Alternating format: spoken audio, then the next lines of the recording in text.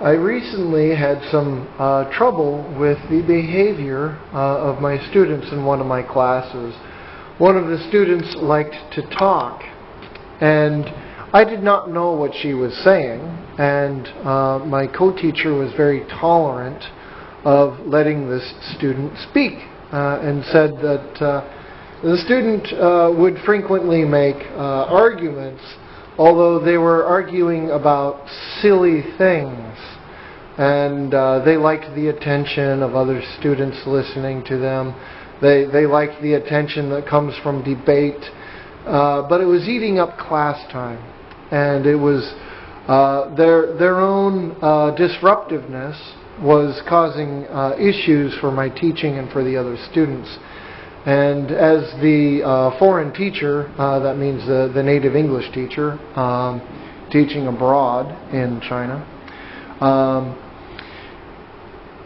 I should have taken initiative to step in, and I should have been enforcing a rule that's used in very, very low level classes, and that rule is no Chinese.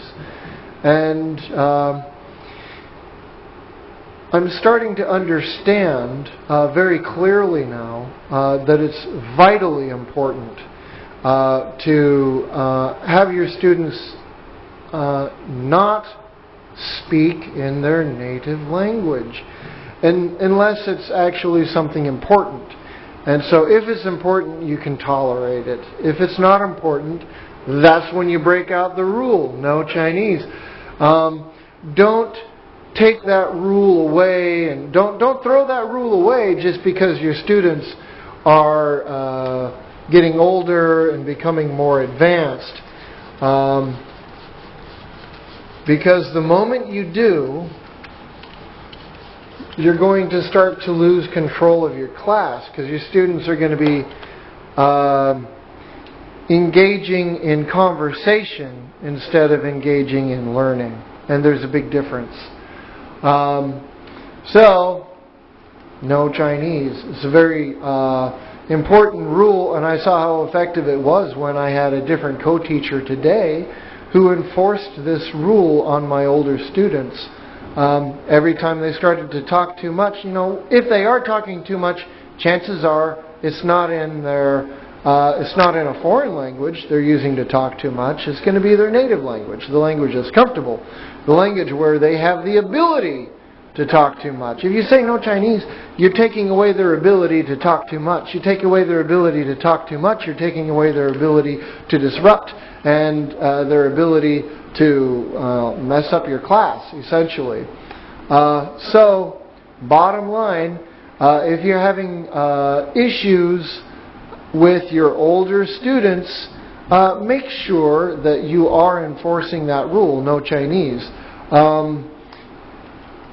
Because enforcing that rule affects their ability to talk too much and to be highly disruptive, they will be much, much less disruptive. They're going to be way less disruptive if they have to say things in the language that you're teaching as a teacher. So I'm an English teacher. I want my students to use English.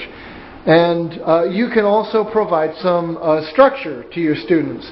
You can tell them, okay, if you want to ask a question, then here is some sentence patterns you can use. You can say, what does that mean? You can say, teacher, I don't understand. You can say, teacher, please translate. I don't understand. You can say, I don't understand this.